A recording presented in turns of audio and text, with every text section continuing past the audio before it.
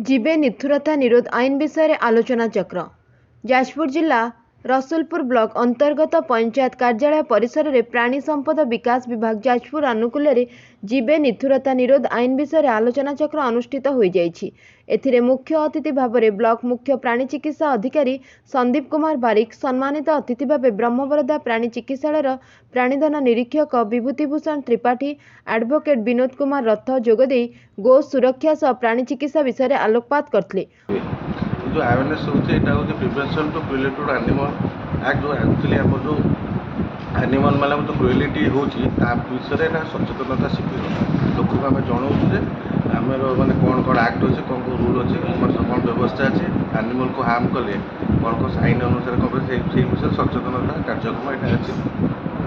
देखो प्रति पंचायत रे अनुष्ठित होची ना एक्चुअली ब्लॉक वाइज होची एटा हमर ब्लॉक वाइज एटा अनुष्ठित होची आ एटा मंगराजपुर पंचायत रे अनुष्ठित होची आ एथिरे हमर प्रोग्राम रे हमर पीआरआई मेंबर आ टीचर्स ऑफिसर्स ऑफ डिपार्टमेंट आ पुलिस पर्सनल एमान को नै कि आ जो गो संगठन सब अछि हमर एनिमल वेलफेयर ऑर्गेनाइजेशन ताकर अवेयरनेस में हम ए प्रोग्रामटा सरकार को तरफ करू।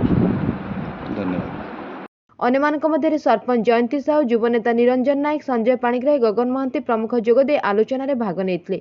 शेष में पीताम्बर मल्लिक धन्यवाद अर्पण करथिले। निश्चित भाव में जो निरीह पशुपाली जो निष्ठुर आम जो अत्याचार कर विषय में लोक सचेतन हे जीवे दया जो प्रोग्राम अच्छी रसुलपुर ब्लॉक तरफ निष्ठुर निरीह प्राणी जंतु मैंने अच्छा से गोरु हूँ मनुष्य हूँ छेली हूँ तापर निष्ठुरता क्रूरता न करवा से विषय में केमती सचेतन होगा आज कार्यक्रम से विषय आधारित लोक सचेतन करिया निरीह पशुपाली केमती क्रूरता न देखा।